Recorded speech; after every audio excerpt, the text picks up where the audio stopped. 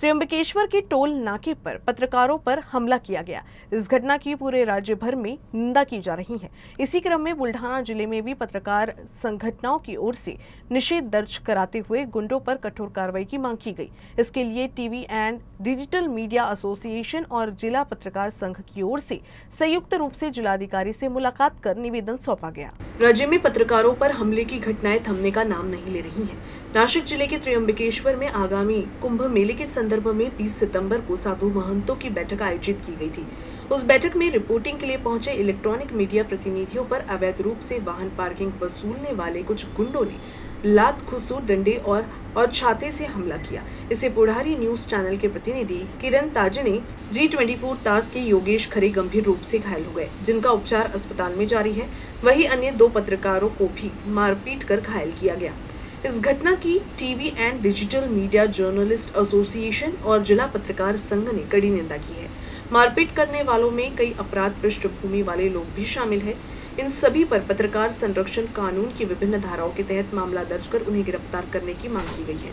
साथ ही पत्रकारों को आत्मरक्षा के लिए शस्त्र लाइसेंस उपलब्ध कराने तथा राज्य भर में संगठनों के माध्यम से लोकतांत्रिक पद्धति से तीव्र आंदोलन छेड़ने का इशारा भी दिया गया। इस अवसर पर जिले भर से पत्रकार बड़ी संख्या में उपस्थित थे।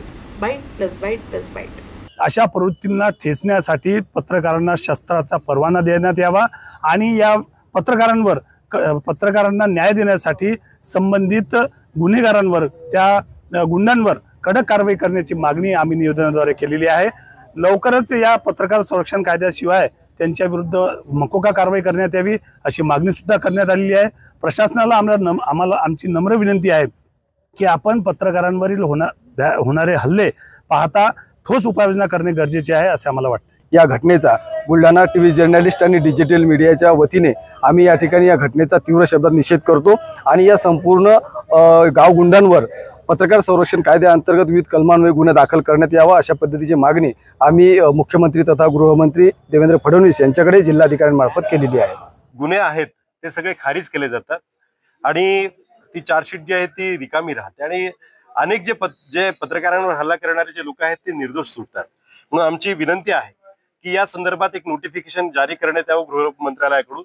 दुसरी मागणी आमची अशी आहे की त्र्यंबकेश्वरला जो ठेका दिलाय ती AS मल्टी सर्व्हिसेस, म्हणजे ज्यांनी मारहाण केली त्यांच्यावर गुन्हा दाखल झाला, पण जे त्याचे मालक आहेत त्या मल्टी सर्व्हिसेसचे जे ठेकेदार आहेत, जे बाहेर महानगरांमध्ये बसून तो ठेका चालवतात, त्या कंपनीला एक तर ब्लॅकलिस्टेड करा आणि त्याच्या मालकाविरोधात एक गुन्हा दाखल करा आणि जे सगळे कोणी याच्यामध्ये इन्क्लूड असतील त्या सगळ्यांवर या प्रकरणामध्ये गुन्हा दाखल झाला पाहिजे।